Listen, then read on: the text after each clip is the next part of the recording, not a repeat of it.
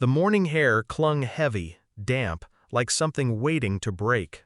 I slid into my car, briefcase on the passenger seat, rehearsing words for the meeting that would decide my wife's inheritance. Then he appeared. A homeless man, wild-eyed, clothes in tatters. He stumbled toward me, nearly collapsing against the hood. His voice cracked through the stillness. "Sir, don't start that car! Your wife's sister!" He stopped. His face twisted, as if he'd already said too much. Then he staggered back, clutching his head, muttering. I froze, my hand hovering over the ignition. Her sister! Why her? Why now? I stepped out slowly, scanning the street. Empty, silent. Just him, vanishing into the alley. The unease lingered, coiling inside me. A warning, sharp and deliberate. I didn't start the car. I called for a cab instead. But the words kept echoing. Her sister. At the meeting, I expected hostility. Her family never welcomed me, not really. They tolerated, calculated. My wife's sister, always whispering, always circling. When I walked in, their laughter stopped. Faces drained. She, the sister, slumped back, eyes wide as if she'd seen a ghost. Her hands trembled against the polished table. I sat down calmly, though inside something sharp twisted deeper. Why would my presence unnerve her? Unless... The puzzle sharpened.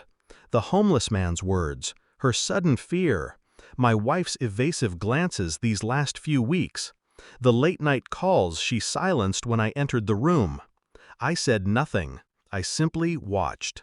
And in that silence, I understood. This wasn't about inheritance. Not only. It was about betrayal. I began collecting pieces, quietly, methodically.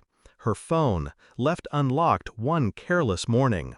A number saved under a false name. I traced it, not to a stranger, to her sister. Emails buried deep in the archives. Phrases that reeked of intimacy, written in code but undeniable. "You're the one who should have married me. He doesn't suspect." Soon. The walls of my chest tightened, but I forced my face still. I ordered a DNA test on the papers of our child. A routine check, I told the clinic. But it wasn't routine. It was war, silent and invisible.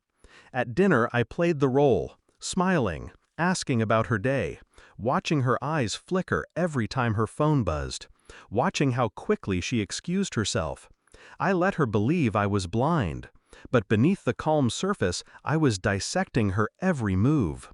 Each laugh, each hesitation, each late return from visits with family.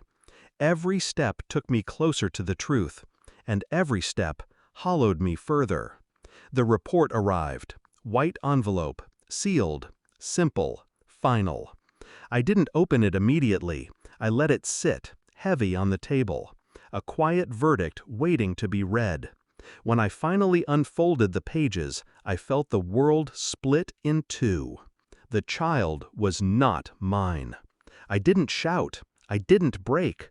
I simply exhaled, a long, controlled release of years of doubt. That night I slid the report across the table during dinner, my hand steady, my eyes colder than hers could bear. She read. Her lips parted. A tremor ran through her body. She started. "Don't," I said. Just one word. A knife dressed as syllable. Silence drowned the room. Her mask cracked. Tears welled.